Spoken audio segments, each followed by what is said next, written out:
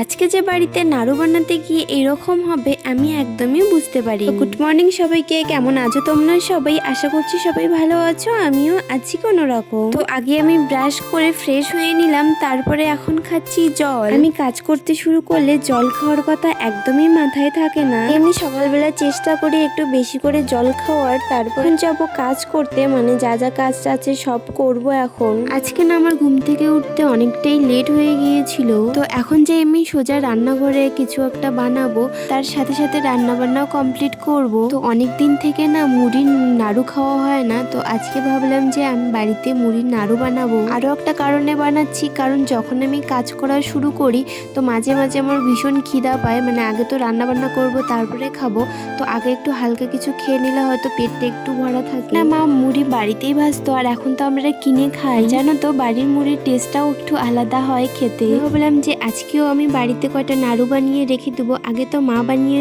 খাওয়াইতো, জানি মার মতো পারবো না, কিন্তু চেষ্টা তো করছি। আগে না আমি একদমই পারতাম না, এখন তো তাও যথেষ্ট পারি, সব কাজেই এখন শিখে গেছি। আগে না মাকে দেখতাম এত কাজ করতে, আর আমি ভাবতাম আমি হয়তো কোনোদিনও এত কাজ করতেই পারবো না। মা যদি একটু কাজ করতে বলতো তাহলে যে কত বাহানা দিয়েছি কাজ না করার, কিন্তু দেখো পরিস্থিতি মানুষকে কোথা থেকে কোথায় নিয়ে আসে। যে মেয়েটাও সব কাজ থেকে এত ভয় পেত, সে মেয়েটা এখন সব কাজই করে। আর জানো তো আজকে আমি নাড়ু বানাতে গিয়ে আমি গুড়টাকে না একটু বেশি পাকিয়ে ফেলছি, মানে ওটা না একটু পুড়ে যাওয়ার মতো হয়ে গিয়েছিল। ভাবছিলাম যে এগুলো হয়তো খাওয়াই যাবে না, কিন্তু তারপরে দেখি না এটা খাওয়া যাবে। আমি ভাবছিলাম যে হয়তো ওটা তিতা লাগবে। শেষমেশ বানাতে পেরেছিলাম। জানি মার মতো বানাতে পারি না, কিন্তু বানিয়েছি। পরে এদিকে রান্না বান্না করা শুরু করে দিয়েছি। আমি নাড়ু বানাতে বানাতে বাবা বাজার থেকে মাছও নিয়ে আসছিল, তো সেটাই এখন আমি রান্না করছি। এখন চলো তোমাদের কিছু কমেন্ট করা যায়। একটা দিদিভাই কমেন্টে লিখেছে, সত্যি বোন তোমার ভিডিও আমার খুব ভালো লাগে, আমার নামটা নিও। তো